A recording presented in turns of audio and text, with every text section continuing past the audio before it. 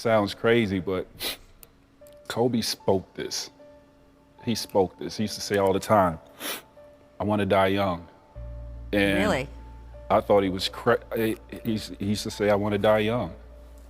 I want to be immortalized. And, you know, I want to have my career be better than Michael Jordan, and I want to die young. And I just thought he was just so crazy for saying that.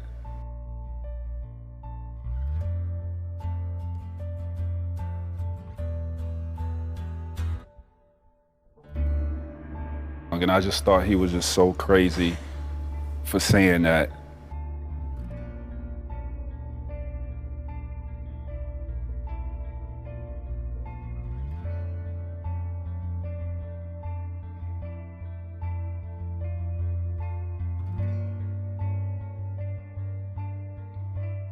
Kobe was such a life force, so strong and creative and inspired that in my head I thought that he was going to live forever.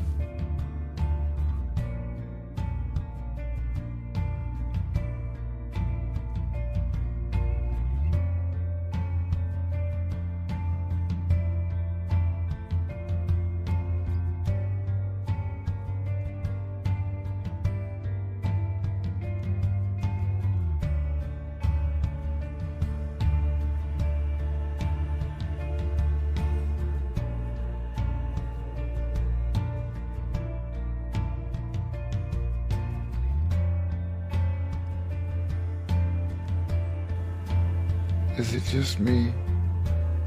Or is it getting crazier out there?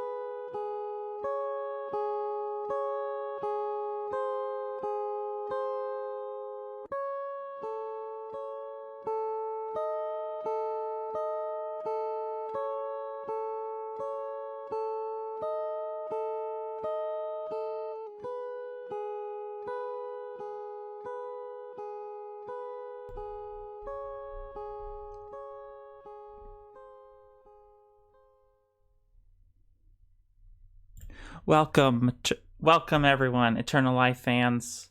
Welcome to my news show. We're going to discuss some current events, especially the coronavirus. Here we go. And then maybe if there's time, if anyone shows up, I'll hang out in the comments. But here's the news show. Let's start off with Kobe Bryant. Here's an update on Kobe Bryant, the Kobe Bryant situation. So, as you guys saw in the intro video to this stream, Kobe Bryant, he really wanted to die young. Apparently, that's what people are saying. So, I believe that. Anyways, but he accepted death. That's what the new video I found said. It showed that he was actually very accepting of death.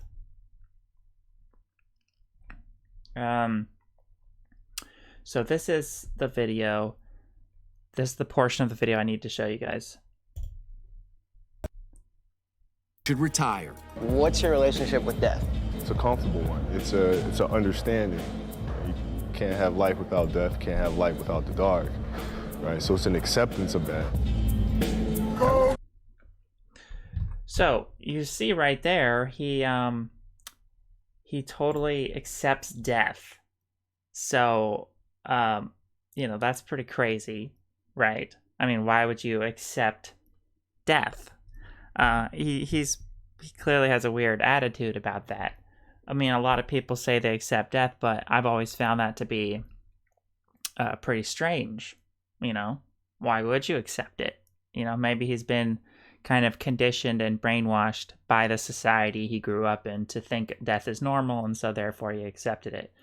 But the important relevant point here to make is that if you have that mindset where you have accepted death, and in his case, he really accepted death to the point he even wanted to die young, apparently. When you have that mindset, you're more likely to die, okay, than someone who has not accepted death, who is afraid of death and terrified by death. That person's more likely to be a survivor. So it's unfortunate for Kobe Bryant that somehow he was brainwashed into this death acceptance, as most people are. But anyways, the next piece of news is the doomsday clock. So the scientists have moved the doomsday clock closer to midnight. And this whole idea of the doomsday clock is it's basically like a metaphor for like the danger we're in, that we're closer to some kind of doomsday event, some kind of, the world ending. It's not to be taken entirely literally, but there's scientists who are it's really in alignment with the theme of this year, which is like death. That's like the theme. I'm calling it the year of death, 2020, because Mr. Peanut died. I mean, what craziness. All right, so yeah, with the doomsday clock, it's looking more and more like the year of death for sure. And they put it 100 seconds to midnight, and that's basically the closest to disaster that the scientists have ever put it. Some people are saying this is a bit propaganda because they're doing it for the environmental reasons and like along the Greta Thunberg thing. So they're trying to like push the global warming agenda and stuff, like saying, oh, this is why we're so close to the doomsday, to the end, because of global warming. Like, better listen to Greta Thunberg, kind of a brainwashing propaganda technique. And that's entirely possible. But yeah, let's go on. So yeah, this screenshot from the video says it serves as a metaphor. I didn't even know what the doomsday clock was before someone brought this to my attention. I really didn't even know, which is pretty crazy. It serves as a metaphor to describe how close we are to destroying our world with technologies of our own making. So that's basically what the metaphor is for the doomsday clock. Yeah. It could just be, I've been telling people, be extra careful this year. This year is really closely related to death. So this is the year you want to pay extra attention to dangers that might kill us. It's important this year. And this is just another clue, another sign that this year is something you have to watch out for. It's an extra dangerous year. It's like the year of death. So just take that into consideration. I'm like, what could it be? It could be the coronavirus that kills a bunch of people or not. We don't know. It could be a different virus coming up. It could be a nuclear catastrophe. It could be something. We don't know what it is. But let's talk about the coronavirus. All right. So this is very serious, I think. I mean, already 200 people died in China That's pretty serious. It's spreading around. Corona, it's supposed to be, the name is supposed to be derived from like a crown, the shape of it. It's supposed to look like a crown or something. I don't know. It's kind of, I kind of see that, but this family, it's a whole family of viruses. Some people say it's the same family of viruses that like the normal flu is in, and the flu kills a lot of people every year. But this is like an extra bad version of it that's extra deadly and extra contagious, because we'll get to that. But there's a reason this one is extra more likely to spread everywhere. So let's see here. All right, now the big thing I want to mention about this coronavirus is that it could get a lot worse, because the scientists, the experts, they're worried that it's going to mutate into something even more deadly. So that's what you got to watch out for. It could be something much worse eventually. Right now they're saying, oh, it's mainly getting the old people. It's mainly getting the people with a severely compromised immune system, but that could change, you know. Maybe it could mutate and get worse. So the White House is taking this really seriously, which I'm happy. You know, I'm happy to see we have a president that is it's taking the coronavirus threat very seriously. They're not joking around here. Some people have been complaining that the task force, Trump's task force, is not diverse enough, which I thought was pretty interesting. It's like, of all the times, this is what they're complaining about at this point. A little weird, but a lot of people actually are watching the movie Contagion, a great movie I saw. But this movie, they're saying this movie basically like is a really great representation of what's happening right now with the coronavirus. So it's go watch it if you haven't. I really liked it. It's very relevant at this point. And so at this point, I think we have to believe this is respiratory, maybe fomites too. this was a popular quote in the movie. Dr. Erin, this girl is like the virus expert in the movie, and played by Kate Winslet. And she said, the average person touches their face 3 to 5 times every minute. In between that, we're touching doorknobs, water fountains, and each other. So it's just the idea how fast a virus could spread because of the way human beings, and this is like the flu. So it'll get into your body through the nasal cavities, through the mucous membranes, everything like that. So if you want to really be safe, just don't go outside. Don't go where there's a lot of people, stuff like that. Here's another quote from the movie. How fast it multiplies depends on a variety of factors. The incubation period, how long a person is contagious. Sometimes people can be contagious without even having symptoms. We need to know that too. So that's the other thing I want to talk about with this virus is the scientists, it's pretty much confirmed that this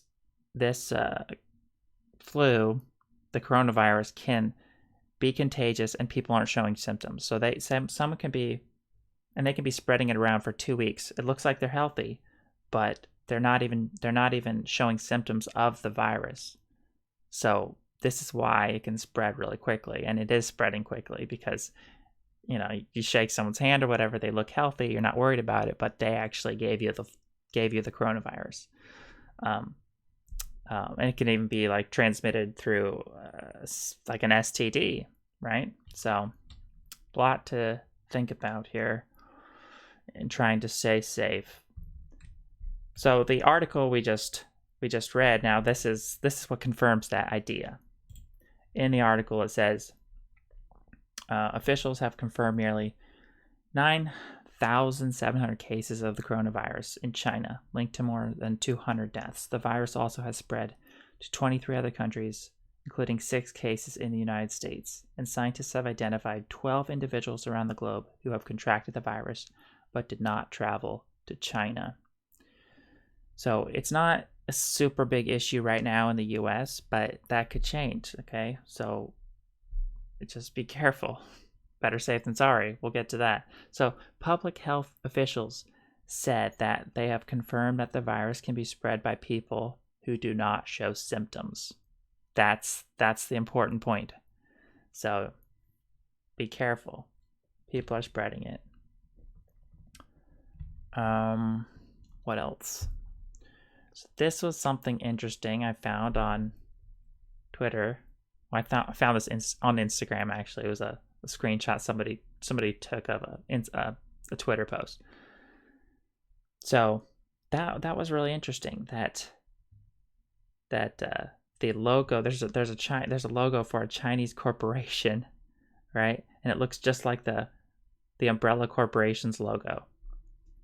And if you're not familiar with the whole Resident Evil thing, that in that movie there's this virus that spreads to everyone in Raccoon City from like zombies.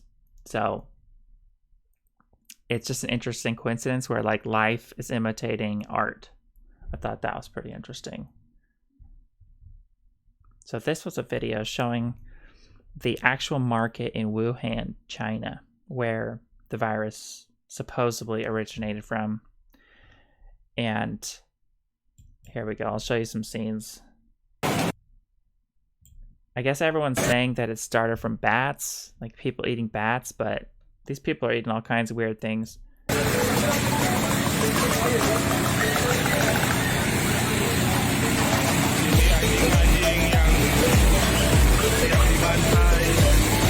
at that. Dogs. They're eating dogs.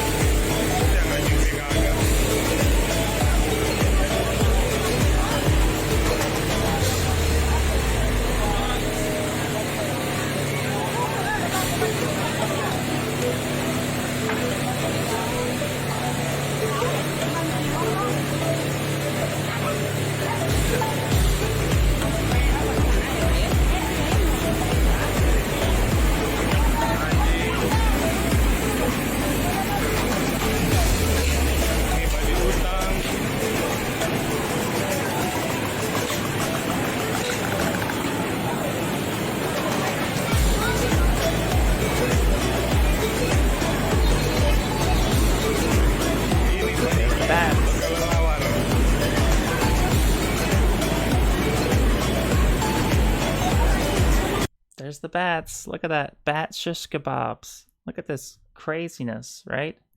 Craziness. So, holy moly. Some people are saying this virus, in the conspiracy theory realm, they're saying this virus is man-made. They're saying it's some kind of biowarfare or something. But look at these people. They're eating bats. This could be totally natural. This is how these viruses form when humans are in close proximity to these animals and eating them. And gosh, we need to change this. Like culture, society needs to slap some sense into this to this culture, so they stop eating bats and could kill us all, right? They could kill us all if this doesn't change.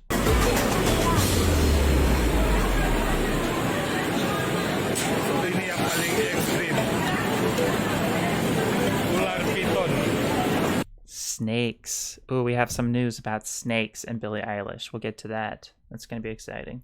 But they're eating snakes. Gross.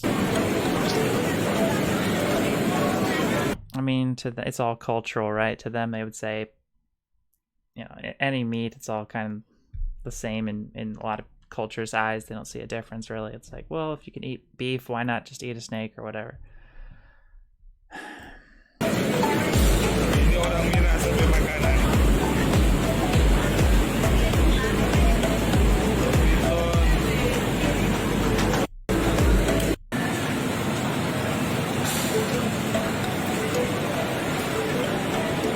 I could see the kind of logic why people would assume eating snake is not good for you, because snakes live so long. They live long, they don't age.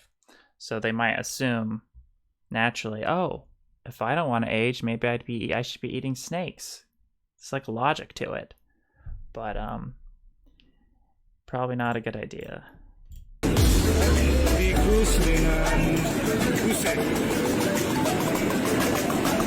Those look like some kind of marmot, some kind of rodent there. What the heck are those? Squirrels? Daniel Vitalis would love that. He'd just come here and eat them all. He loves eating squirrels. It's disgusting. Transhumania's here in the chat, and he said, damn, they didn't even take the fur off. Yeah. I've seen footage. I forgot what culture was doing this, but they were literally skinning animals alive, like dogs, and they were like throwing them into this dumpster, and the dogs are still alive, and they were just skinning them for the fur, and then it was crazy. This is why I love Western culture so much. We don't do this. We've evolved past this stuff. Well, I guess that's debatable. We do other bad stuff, but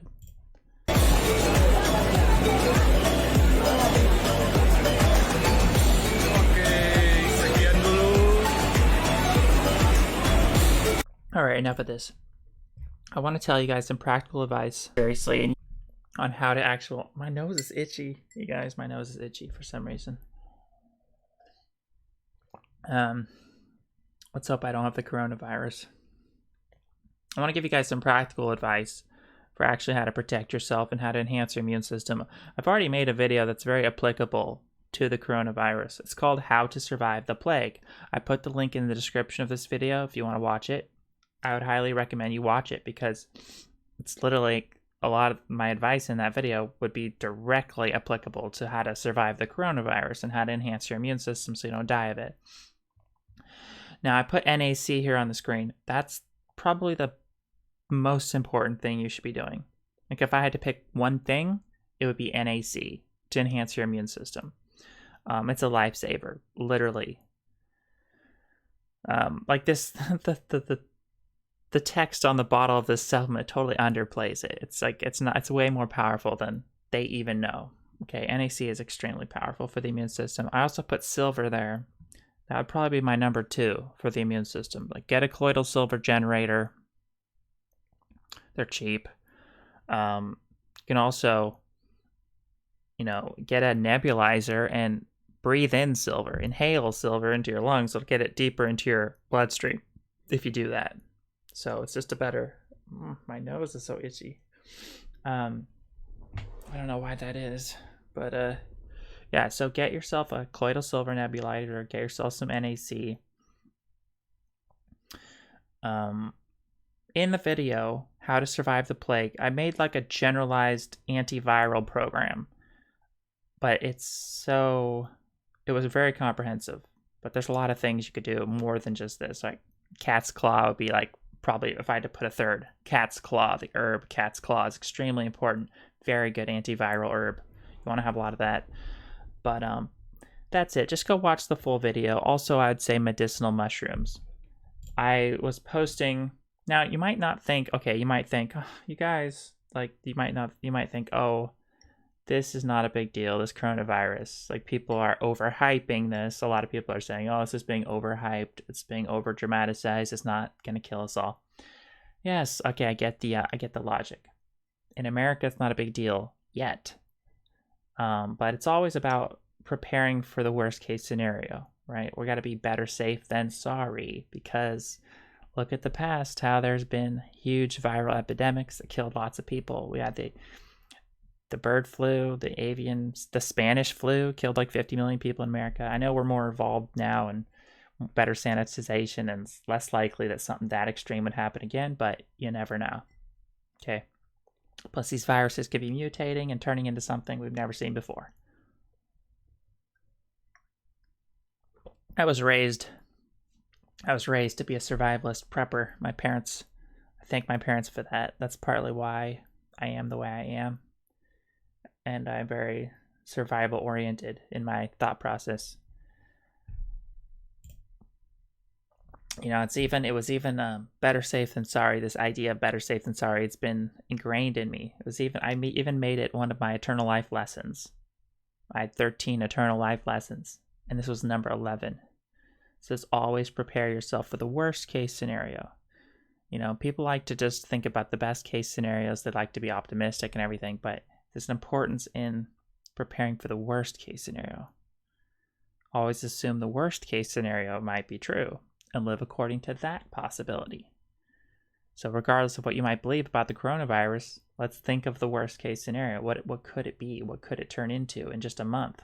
You know, could see, you know, these things, they kill people exponentially. So they infect people exponentially, and then all of a sudden you have millions of people dying. That's the way these things work. So be prepared. Being overly optimistic can get you into trouble, because if you think things are safer than they really are, you won't be ready for the worst case scenario. Think of all the possibilities. Assumptions can be deadly. Remember that. Assumptions can be very deadly. On my Instagram, I was posting that I've been eating a lot of hot peppers. That's another part of my strategy to not die of the coronavirus. Eat a lot of habaneros. Get the hottest peppers you can find. Eat them. They're good for you. Chaga tea is another one of my strategies. Chaga tea. If you want to get chaga tea very cheap, I recommend eBay. There are people, you know, picking chaga tea, and they'll sell it to you they'll sell you chaga mushroom for freaking cheap if you buy a lot of it. You can buy it in bulk on eBay. It's much cheaper. That's what I did. Don't buy it in little baggies and spend millions of dollars on it. Yeah. So drink a lot of chaga tea. It's got the beta glucans, which are sugars that feed your immune system. Literally powerful stuff. All right.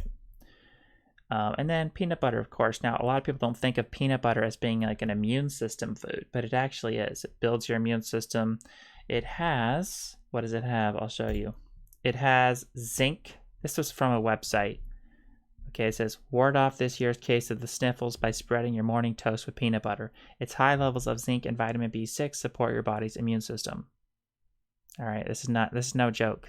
Peanut butter really is food for the immune system. Zinc, but also zinc has been traditionally, and this is why people take zinc lozenges, right?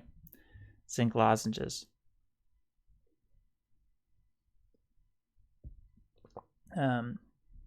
But silver, don't estimate the power of silver. Also get the silver. This is another point I wanted to make in this presentation, that not a lot of people are talking about this aspect of the coronavirus, and that is, you know, if you get the coronavirus and then you cure yourself, don't think you're completely safe at that point, because these viruses, you know, you think you've cured it, you think you've killed it off, but it's still in your system, dormant. And we don't know what the long-term effects of coronavirus is. Like, even if you're not actively showing signs of it anymore and you've cured yourself, there could be long-term damage that the virus does when it goes into its dormant state. You know, like they've found now that herpes virus will contribute to getting Alzheimer's disease. There's certain viruses that will increase your chance of getting heart disease and liver cancer, and so on and so on. So these viruses, they're a different animal when they're dormant in your system, and they're doing their slow damage. It's like a slow kill. So this is where the importance of just extreme immune system protocol, a long-going, ongoing immune system protocol is important. It's just like people with Lyme disease. They need to be doing stuff all the time to enhance their immune system, so that these Lyme disease, so the virus doesn't overtake their body and do extreme damage. You know, who knows what the coronavirus is going to do long term.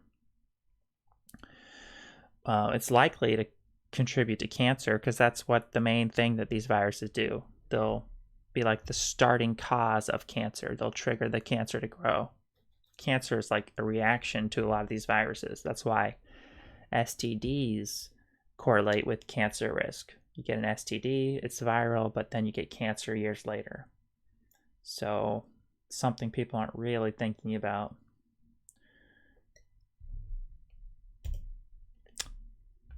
So this was something interesting. Like, the Chinese workers, like, they're working overtime. They're not dead. They look dead. They're actually just sleeping. So they're taking some respite as they continue to battle the coronavirus. It's very serious over there, man. Gosh. It could come here, people. Got to think about this. Got to be concerned. It's interesting that of all places, it's like the culture that has the best, most safest practice of like bowing instead of shaking hands, that it would break out there, because it's a very advanced, evolved form of a greeting gesture is bowing. We should adopt that, just for safety. A little bow, of course, not like bowing like you're worshiping someone, just maybe some polite gesture where it doesn't involve shaking hands. Shaking hands is not very sanitary in this day and age, when you think about it, in any day and age. I mean, actually, even these people bowing, it's a little bit too close. Like they could still contaminate themselves. They should be bowing from like 10 feet away or something. But I saw a lot of other memes that are showing like introverted people being extra protected against the virus because they're not going out and, exposing themselves to all these people. They're just in the safety of their houses. There's a lot of truth to that. And in the future, we'll have more ability to do virtual telepresence, where you're just more Skyping and more things like that, where you're not actually having to like expose yourself to a bunch of germs of a bunch of people. The society's going more and more in that direction eventually. Hopefully. There's Truman. He's doing a good bow. That's what we need to do. Just a polite little bow like that. All right. I think we're almost... Well, we're not close to done at all. I have a bunch of news. The U.S. is racing to develop a coronavirus vaccine. Of course they are. Of course they are. The question is, do you want to take it? Do you want to be the guinea pig for this? I'm not going to do it. Freak. I think the vaccine could kill more people than the actual virus. So, that's conspiratorial. Like, I don't proof for that. I'm just highly skeptical of the government, and just like Grimes said in the intro, I don't freaking trust my government. I don't trust that this vaccine isn't going to be some weaponized thing to actually give me the virus and kill me or something. It's like, really? You going to trust these people? I don't freaking trust them. I don't trust them, man. And now here's the thing. You still have months to decide. My goal is to convince more people not to take the vaccine when it comes out, because they're going to develop this vaccine. It's like a month away or something. But by then it could be much worse. It could be a global pandemic by now. And the media is going to be fear-mongering, getting people, pressuring them to take this vaccine as soon as it comes out. My job, and that's why I'm starting early, is to try to convince people, no, don't take the vaccine. Don't trust your government. I probably sound like a conspiracy nut, but why would you trust these people? What if they have an agenda? What if it's a depopulation agenda? What if they just want to, if they want to experiment on us? Like, I don't trust them. Why would you trust these people? Anyways. Yeah. All right, now we're on to the second piece of news. We're done with the coronavirus for now. That's good, right? Billie Eilish. I think I've underestimated her intelligence, to be honest. Billie Eilish appears to be very, very smart. I'll say it now. I very much underestimated her. Check this out. And of course she would be smart, because she's just so talented, and those things are correlated. When someone's like extremely talented like that, the type of mind that can create good music is usually an intelligent mind. The creativity and artisticness is correlated with intelligence. So of course she would be. It just makes sense. Now check this out. She said something really cool. I want to show you this little interview clip. 100% serious. Like, this is Billie up here. This bitch is out to get me half the time. But I love her though. I'm Billie Eilish, and this is my self-portrait. Oh wait, what? I had a. You're not that. I went to the wrong place in the video. Here it is. And then drawing shapes I thought were cool. So basically, I'm drawing right now. Just a little explanation for what this is. It's not my face. This is kind of like my conscience. Kind of like this is what I think of myself looking like on the inside. Because we all lie to ourselves about the way that we think we are. You know, it's really hard to self-evaluate. That's smart too. That's not the smart thing I'm talking about, but that was pretty smart too. And it's really hard to explain a situation for actually how it is instead of how you wish it was or how you want it to look like it is. It's why we do stupid shit, and it's why we lie, because we don't want to tell ourselves the truth. And so, I don't know, I kind of have this creature is like how I look at myself and how I... What she was talking about there, about people lying to themselves, such a true thing. People love to lie to themselves because it's the whole concept of the coping mechanism. People lie to themselves all the time to essentially cope with pain, cope with... The truth hurts, right? It's that whole concept. Kind of... You can't take drawing seriously. I don't take it seriously, so that's why I end up with shit like this. Like, you could just, for me, if I try to take drawing something seriously, I just end up drawing some dumb shit. Like, I'm just like, and I draw like a nose, something, I don't know. So I just kind of act like I'm still a kid drawing, and then it ends up being what I want it to be instead of what someone else might want it to look like. Or what you might think someone else would want it to look like. Snakes can always just get out of where they are. Like, they can always move to a different place. It's such a weird, to watch a snake move around, oh my God, that shit is crazy. Oh my God, they move so smooth and so easily. Like, they could be tied in a knot and they'd get out of it. They can eat themselves. That's crazy. They can eat themselves. They can eat a fucking... There's videos of like a snake eating a fucking goat or some shit. Like, that's... What? There's a snake eating an alligator. What? And so I just like that it's like this unstoppable movement that you just can't... That so many people are scared of. This like slithering... Already, this is some deep thoughts, man. Some deep stuff here. Like appreciating these aspects of the snake, but it gets better. Thing that can go anywhere it wants, like can move fast and doesn't have legs, you know? The fact that something could not have legs and just like move freely still, it's weird. And they shed their skin and then they get new skin. That's hard.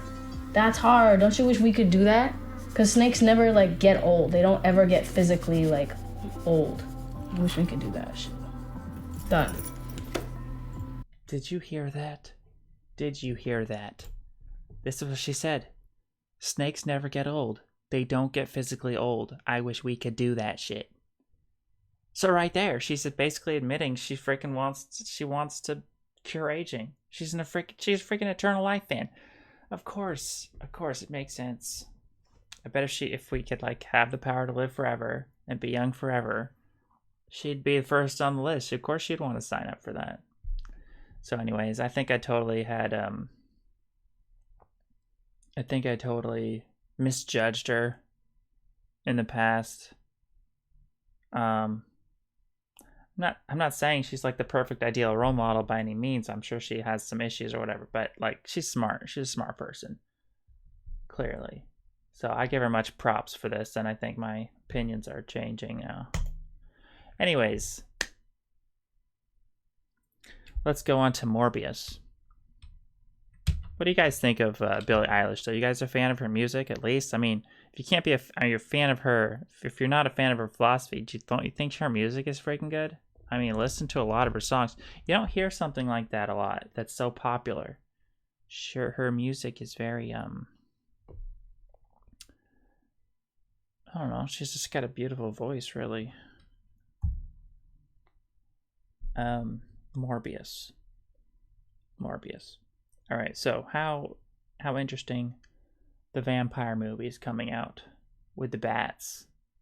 And look what happened. We just had a viral outbreak that involved bats, and now this movie's coming out. The plot synopsis, let me just read it for you.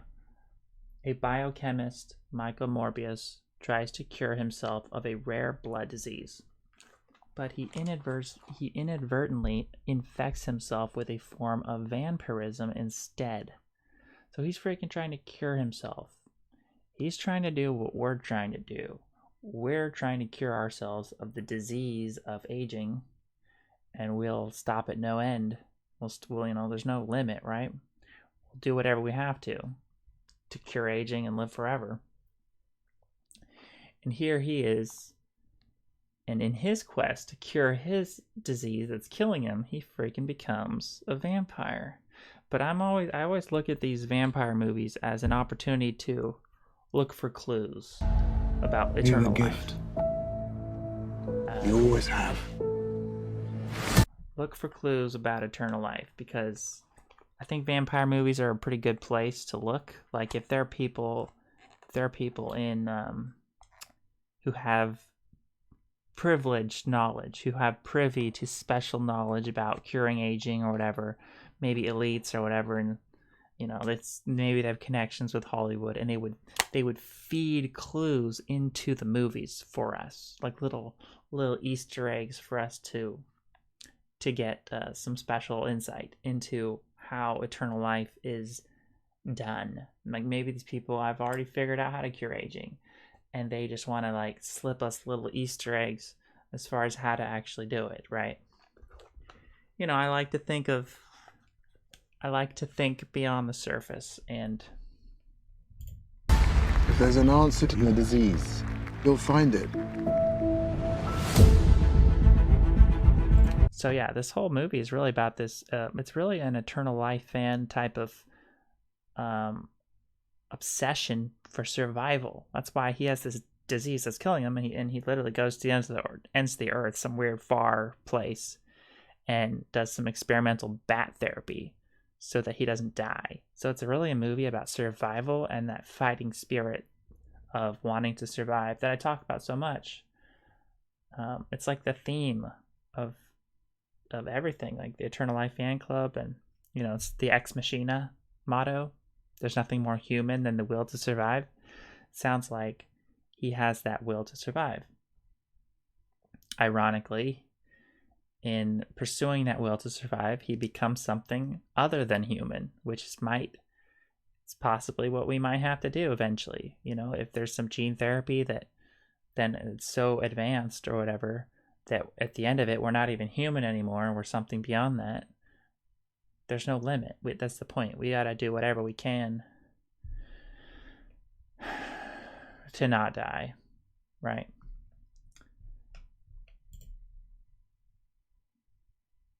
So I also thought it was interesting that I was wondering, I'm not sure, but I was wondering if in this movie it's a virus that he contracts from the bat, because I think the bat is like biting him.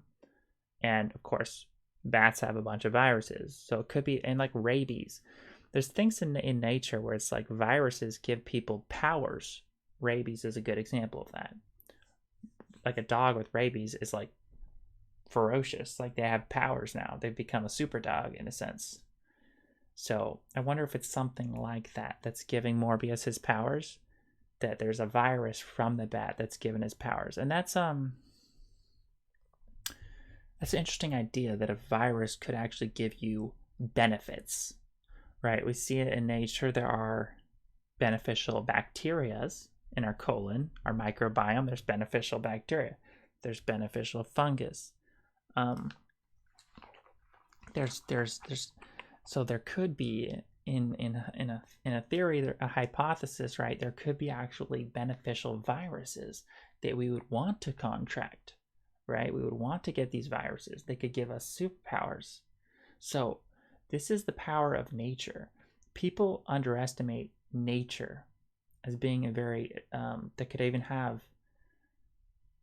like that have like basically like a virus. It's almost like you can see a virus as like nature's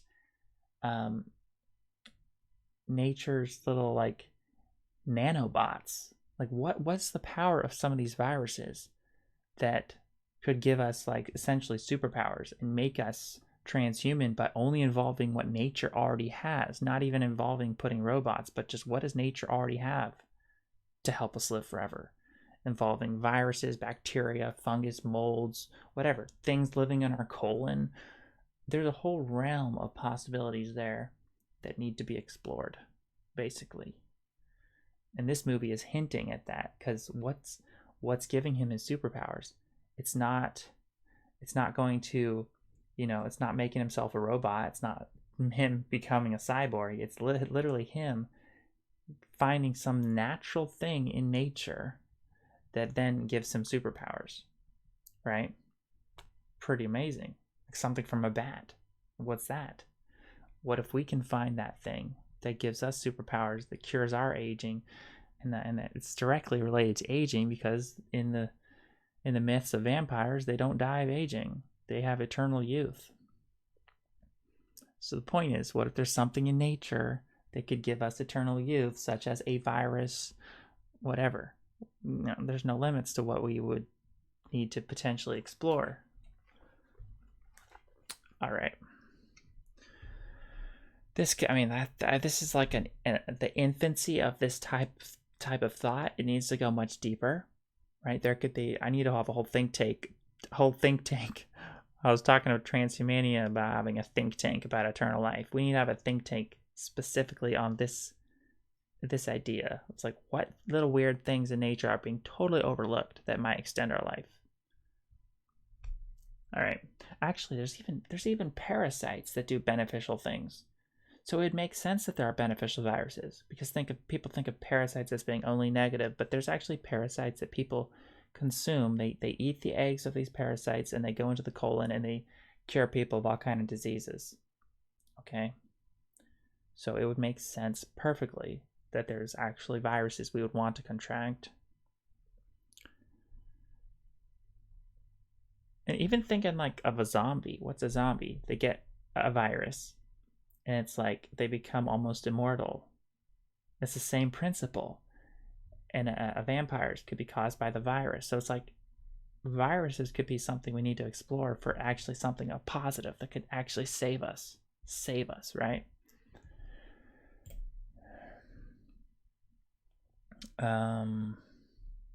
Right. There he is, looking a little sickly. And at the end of the movie, I guess he feels better than ever. He's not just survived and overcome his illness through this virus, contracting this virus from the bat, but he's become this superhuman with more strength and vitality than he's ever had before. I mean, that is right in alignment with what we want as Eternal Life fans. Yes, someone in the chat, as says, a think tank. Yes, we're going to have a think tank on Eternal Life. That's the next thing. We want to have a special think tank. How to figure out how to live forever. So a virus ended up being his cure. Think about that, people. That's deep. Exploring that idea that a virus was his cure. Anyways, there's another vampire. Speaking of vampires, it's coming up again in the culture, like Wesley Snipes with Mr. Peanut, and he played Blade. The vampire thing is coming back, man. I mean, when I think of Wesley Snipes, I always think of Blade. That's his most famous role, in my opinion, is Blade. All right. I totally kind of forgot the story of Blade, though. It's a movie I need to watch again, as far as like how he was. Yeah, it's an interesting thing going on with Blade. He's not a typical vampire, I know that. And the vampires he's fighting aren't typical vampires. They're like these advanced vampires, and I don't know what's going on there. All right. Allison Yaffe. Does Allison Yaffe want to live forever? If you guys don't know Allison Yaffe, she's a YouTuber. I used to. make videos. I used to put her in some of my videos and comment on her videos. But anyways, I had a recent interaction with Allison Yaffe on Twitter, and she said some interesting things. So this is her YouTube channel, just to get a broad overview. She's a really great, smart YouTuber. I like her. Especially I like that she judges Nazi people, something I was doing on my channel at the same time. We had that sort of thing in common, so I would like put her in my videos as like, hey, like this girl is making a good point, you know. So I was using her to like help my own points by like putting little clips of her. But anyways, she said something cool. So this is very recent. This is like today, right? So she said, living for the end is the worst. And then I said, she said, do something. So I said, what end? I'm still trying to live forever. Are you? And she said, yes, actually, not really. However, I'm trying to help create a world that could make that a possibility for my offspring. That is the point here. So that's what a lot of people, I think she's repeating a kind of very common idea. A lot of people are more interested in their offspring. I'm taking these off so I don't talk too loud. Sometimes when I hear earmuffs, it makes me talk louder than I should. And there's people in the house that don't want to wake up, so I don't want to talk too loud. Anyway, so what I was saying is a lot of people care more about their offspring and their children living forever than they care about themselves living forever. And there's this weird idea that like if you want to live forever yourself, if that's your main focus, then you're just a selfish person, and you should really just care about your children, or you should care about some future generation or something. This is a horrible idea. So our job as Eternal Life fans is to see people and tell them it's about you. You have to be personally invested in living forever. It's not just about your offspring or whatever. You got to live forever. We got to put the focus back on the self-interested motive of them living forever, of us living forever, of me living forever. It's about us because that's important for everyone. People don't understand yet that having this some people would call it selfish. It's a good selfishness. The world is better when there's people who love themselves enough to want to live forever.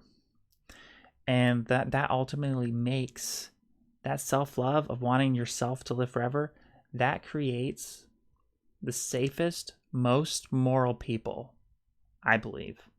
The end product of that selfishness that people would call is absolute morality and a safe person. Because if you're selfish enough to want to live forever, it means that you're invested in the future on this earth. And that means you're invested in being ultra moral so that you'd never have consequences for immoral behaviors. You're invested in the environment because you don't want to do anything bad that's going to mess up the environment because you're going to have to be here. You're invested in so investing in yourself and your eternal life, it makes you invest in other people because and be non-selfish. So selfishness leads true self-interest leads to selflessness. It leads to helping other people because in the end, the logic is that if you do help other people, that's actually better for your eternal life. Okay, if you kind of get what I'm saying here. So people just need to understand that we need to get the focus on it's not just about future generations or whatever. Sure, if we can help future generations, that's good. But we need to inspire people to love themselves enough to care and invest in themselves to live forever. That's where the real magic is at, I think. Yeah. And if we survive this clown world, anything is possible, man.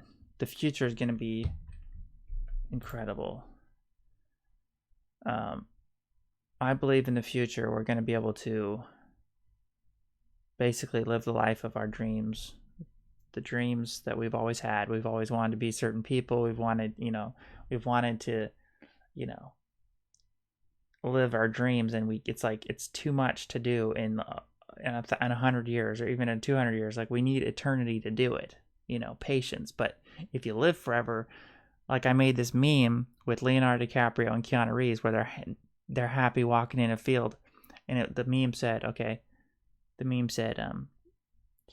if you live forever, happiness is inevitable. Think about that. If you live forever, you're gonna get your wildest dreams. It's all gonna come true, but you need to focus on survival. That's what's gonna get you there into the future. Survival. Okay.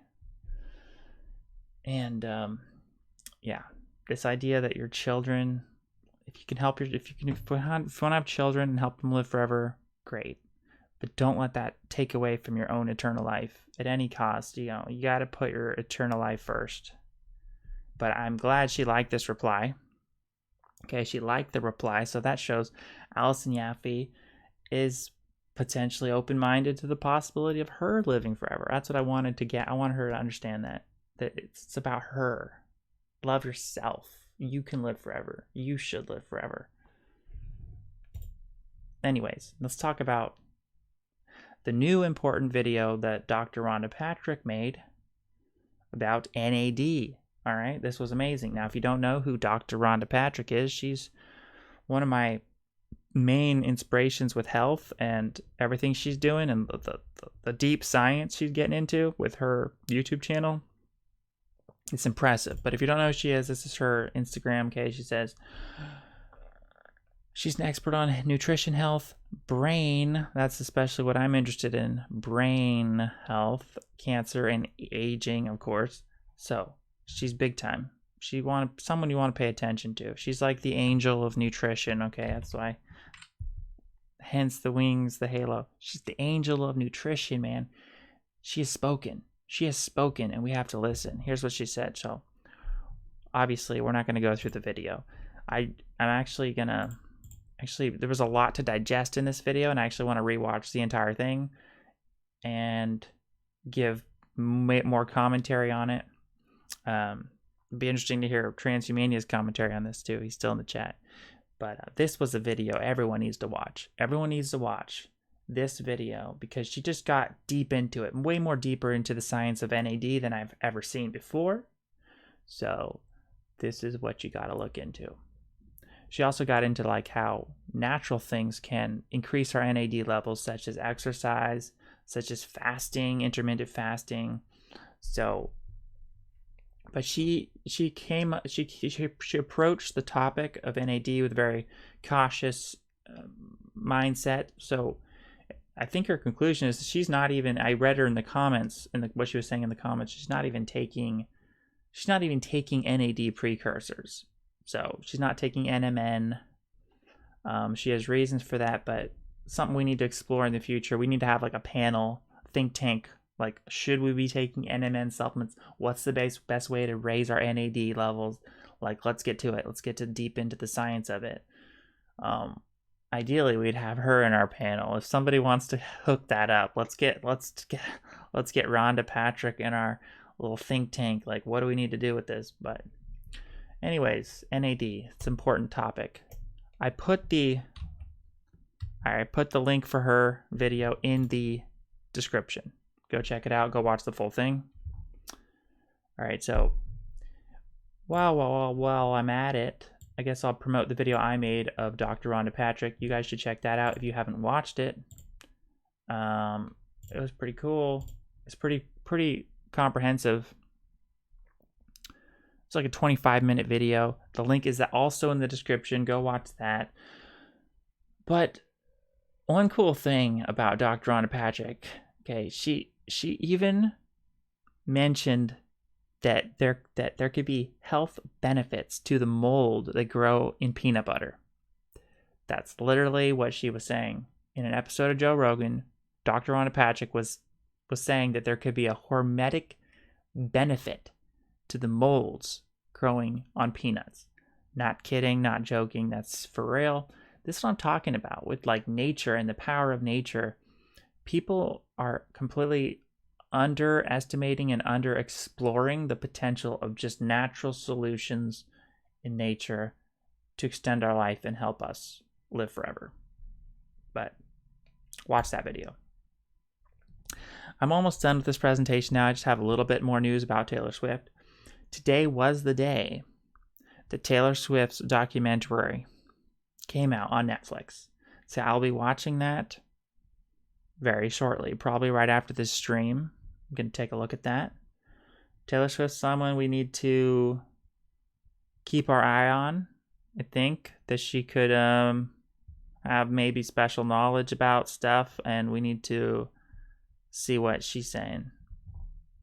Anyways. Yeah. That's it. The documentary is on Netflix. It premiered today.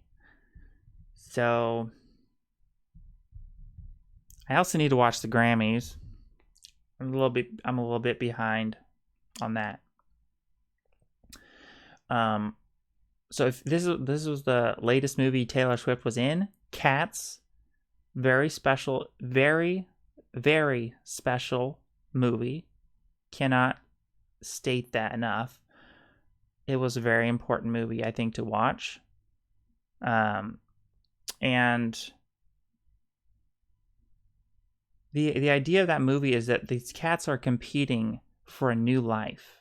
They're literally competing to get a new life. Like the cat they always dreamed of being in the future, they can become that cat if they win this little competition. All right? So that's like where we are right now. We're like wanting that different life. We're trying for that different life right now. That life we can have in the future if we do everything right. If we pass the tests. These cats are being tested. That's the whole thing of it. They're being tested. They're trying a competition, and the winner gets the new life. And that's like us right now. We have to live this life as if it's a competition, not a competition. A test is better.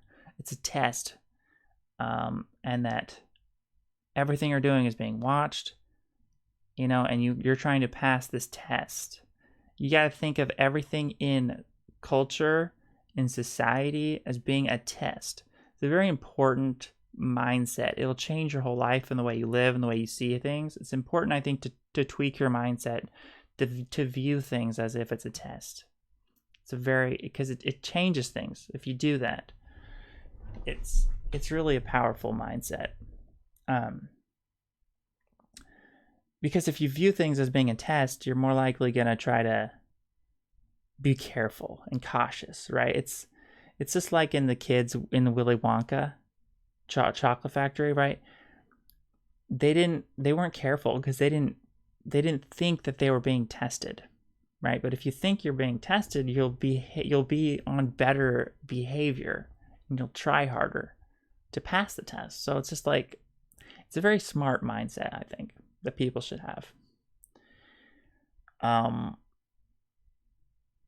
And with passing the test comes rewards. That's why you want to live like life's a test. Rewards. In case there's, this probably sounds very, I'm probably going way over people's heads, but obviously I'm talking about like the hypothetical God, basically. If there is a hypothetical God, if there's like the simulator, if we're in a simulation, whatever, you have to think like, who made this simulation? Are we being tested? Or even if it's not, even if we're not in a simulation, you might think, well, even if there's elite secret societies and they have power, now, this has nothing, at this point, it has nothing to do with the hypothetical God. Let's say there is no God. Someone else might have already figured out how to live forever. And they're testing all of us to see if we deserve it. If we deserve that different life, or if we deserve to be stuck in this clown world forever, right? Well, being stuck in the clown world forever would be pretty awesome because then you're living forever, obviously. But the point is, if there could be people figured out how to live forever, and then they're testing us to see if they're going to let us into their little club. Okay, so it makes sense to be extra on your best behavior and live as though we're already being watched. It's like the Chinese system where they're watching their citizens and all the stuff, They're watching their citizens. There's a, what do you call that? A social credit system. We have to live like we're already in the social credit system. We're in it. All right. And it's not just a bad thing. Because if you think about it, that's like the ideal thing. Because it's not that there's punishments for bad behaviors, but like I said, imagine a social credit system. You couldn't be rewarded for good behaviors if there wasn't such a system. Right? So you want powerful people behind the social credit system so they'll not just punish bad people for their bad behaviors, but reward good behaviors. That's the blessing of it. That's the beauty of it. You know what I'm saying? And what's the reward? Help, right? Help. It's like in Harry Potter. That the wizard dude in Harry Potter, he was like, help will always be given at Hogwarts to those who deserve it. So you need to think of the world as being like Hogwarts. And if you're like one of these good wizards, you'll be helped. It's not like the religious people who talk about it as like salvation, and they talk about these things as like a past tense, like you're saved. It's not like that. It's about being helped continually, forever, just to stay alive. That's the blessing, is just being allowed to stay alive. That's the blessing. Get it? So we're seeking help from potential hypothetical powers that be, whether they be divine powers or earthly powers or whatever these powers are. The eye in the sky, whatever it is. We don't know what it is. Drop that. You don't need to know what it is. It's just that there could be something that would give us help to live forever. You get it?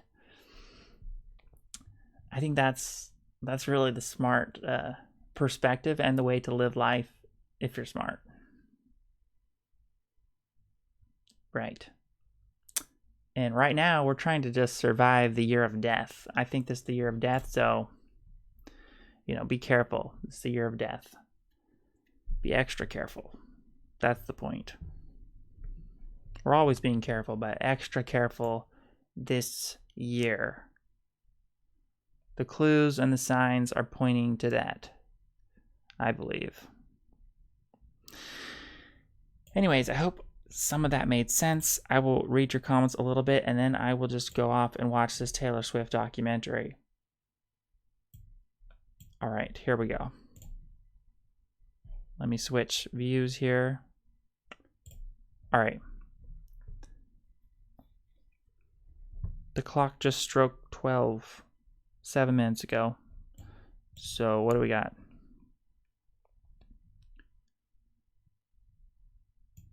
Transhumania says, to be fair, Westerners eat shit too. It's just a different kind of shit. Still though, obesity, better than rabies. Yeah, exactly.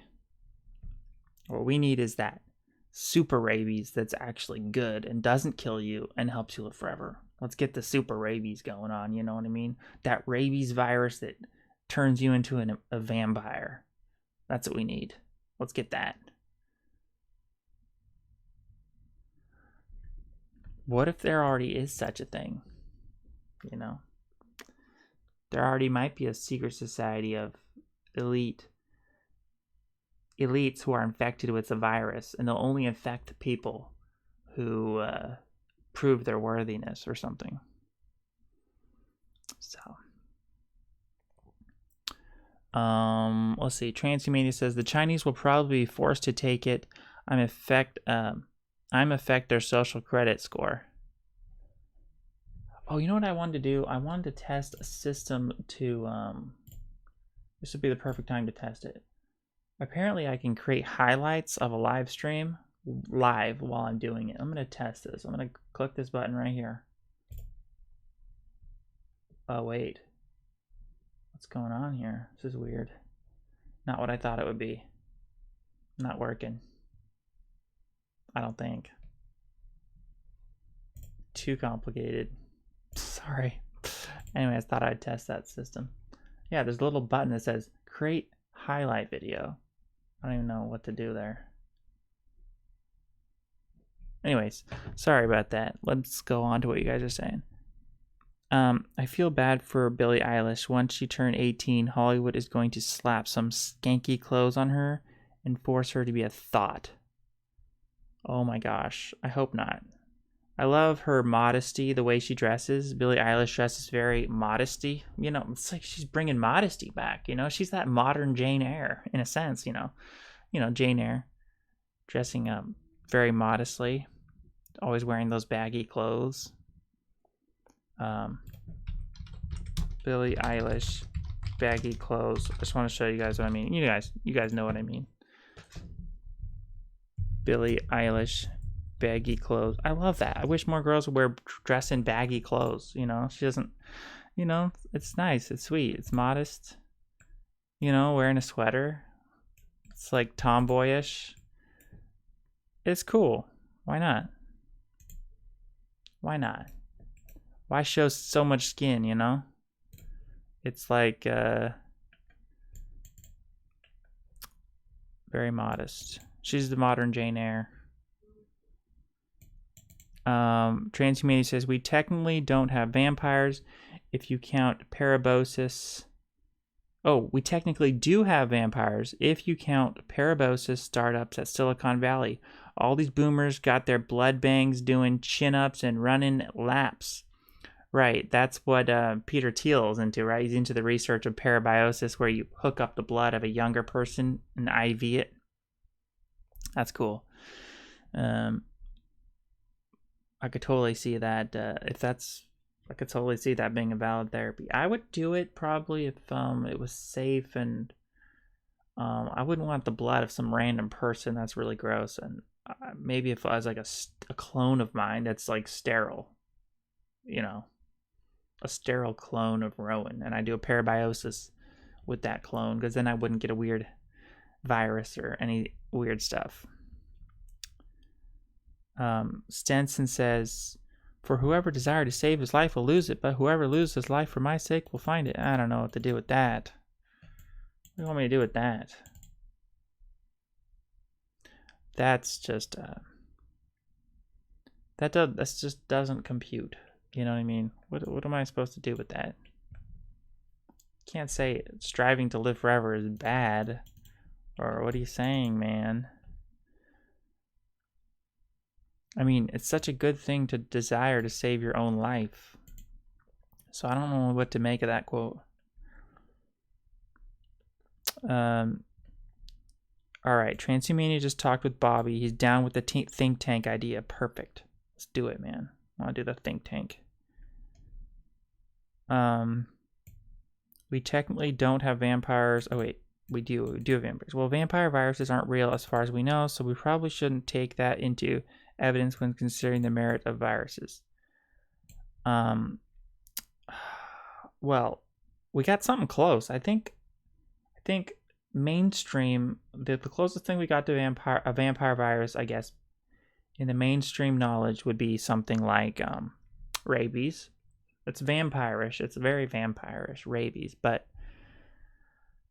obviously it's not quite there yet. We need like an evolved form of rabies. Like, what's the next form that can actually save us, you know? I don't know. This is all, we're in hypothesis mode right now. Okay, we're in the think tank mode. I haven't figured it out. Stenson says, you said it doesn't matter if the one who is watching is God or aliens, etc. But if Christianity is right, then it does matter what you believe, even if you live a million years.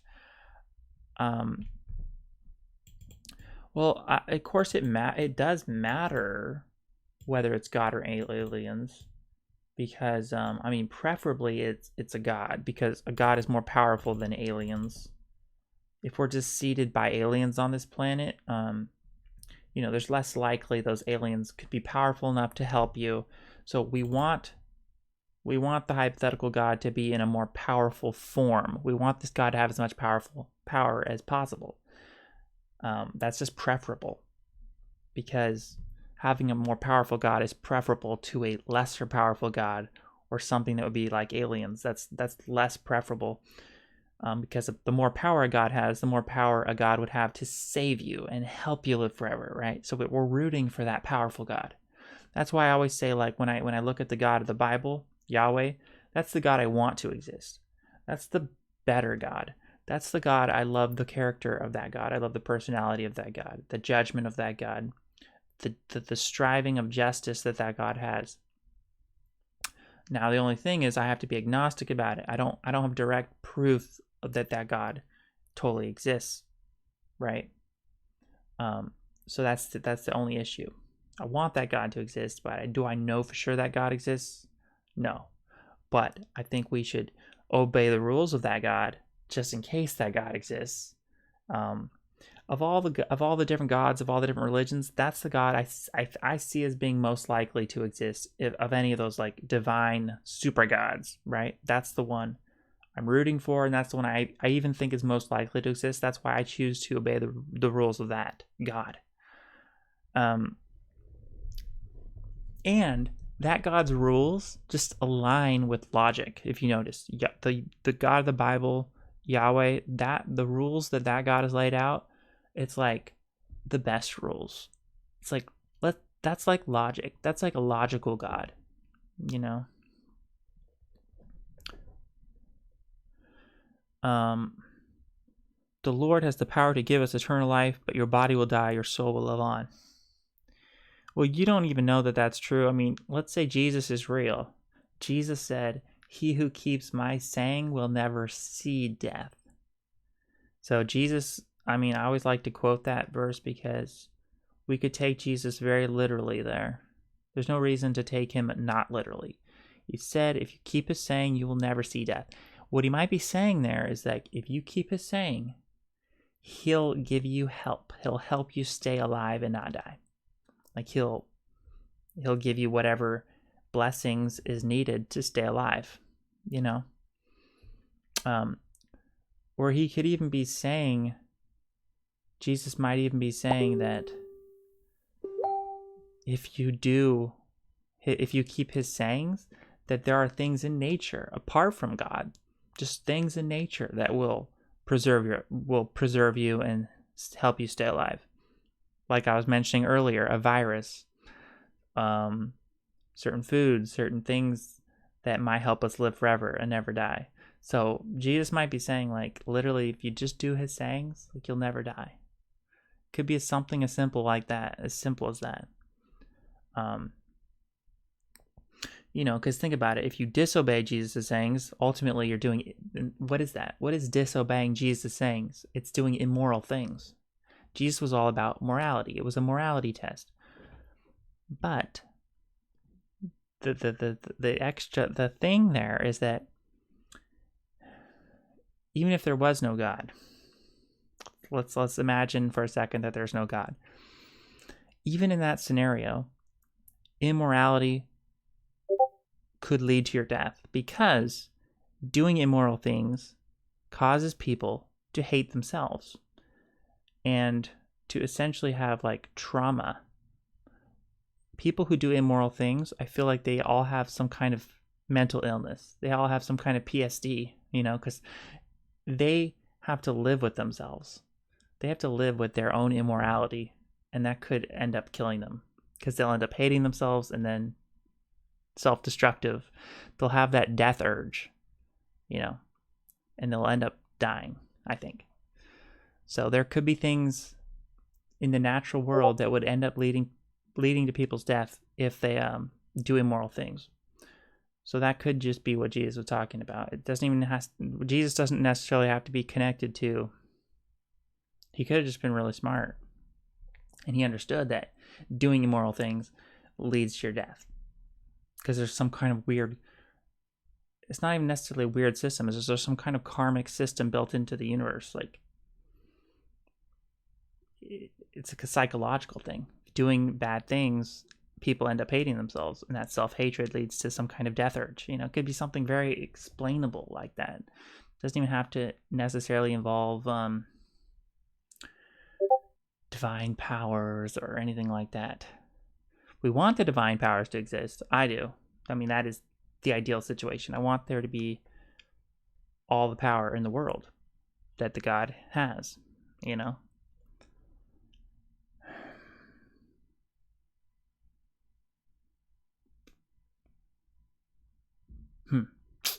Yeah. But, you know, whether there's God or aliens, it doesn't change the fact that it's still living as though it's a test. So it doesn't change that. It shouldn't really change our actions too much. Still, we're living with the mindset that we're being tested. That's the important aspect.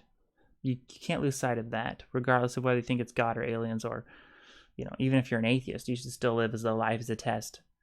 On the principle of better safe than sorry, you got to live like life's a test just in case it's a test. Even if you don't believe it's a test, you got to live like there's some kind of morality test, you know?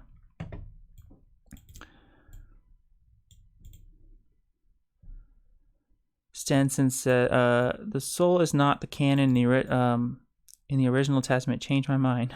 Right. I agree. Yeah. Seriously. You have to think, does the Bible even talk about a soul? Does the Bible even talk about a spiritual soul that survives death? Like, is that even a thing? I'm not even sure that's a thing. People have invented that. It's like a man-made construct, and I don't even know if the Bible even supports that idea. I mean, the Bible, to me, it supported the idea of physical resurrection. You had Lazarus being awoken from the dead. Some kind of physical resurrection took place there. You had Jesus physically resurrecting. So if anything, the Bible would suggest more there's something in nature that could physically resurrect us. You know, maybe, I mean, it's weird. Some people hypothesize that maybe it involves sound, because Jesus was like, had to yell really loud to Lazarus to awake him. Like, Lazarus, awaken, or something. You know, it's like there could be something involving like loud sounds to trigger some kind of resurrection or something, you know. We don't know. We need a resurrection think tank. We need to come up with something better than cryonics, that's for sure. Let's figure out something better than cryonics. That's like the worst. That's like so primitive.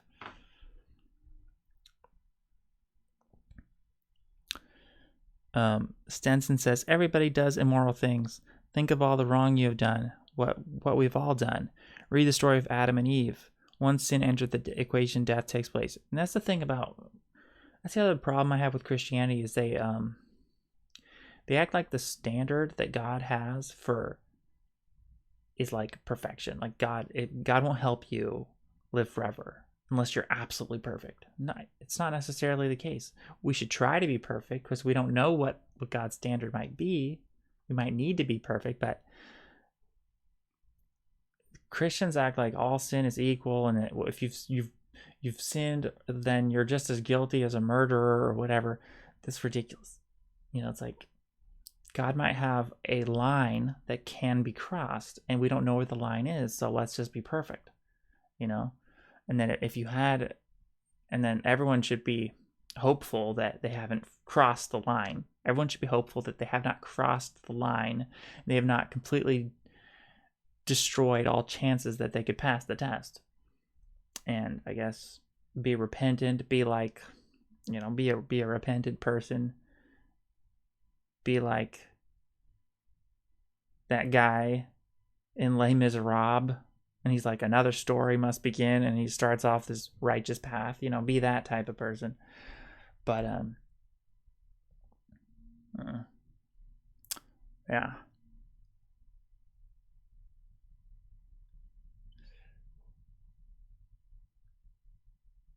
Anyways,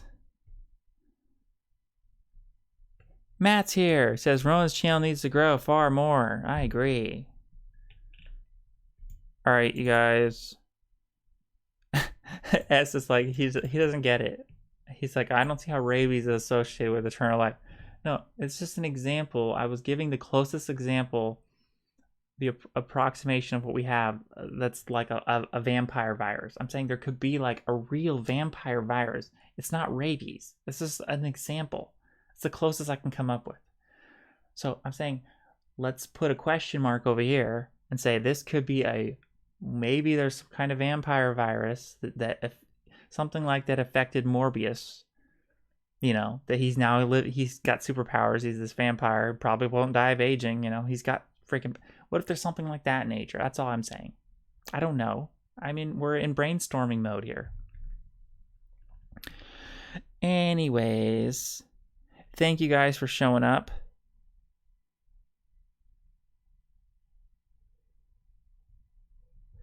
Transhumanity says, think about how when you work out, you think better. Your body and mind are linked because they are the same. There is no soul. Yeah, it's generally what I think as well. I agree with that. I agree. I think it's physical, man. We're supposed to live forever physically. We got to live forever physically.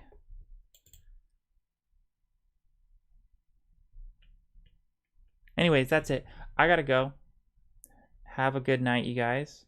I hope you guys watch that Taylor Swift documentary. That's what I'm gonna watch. Peace out. May you live forever.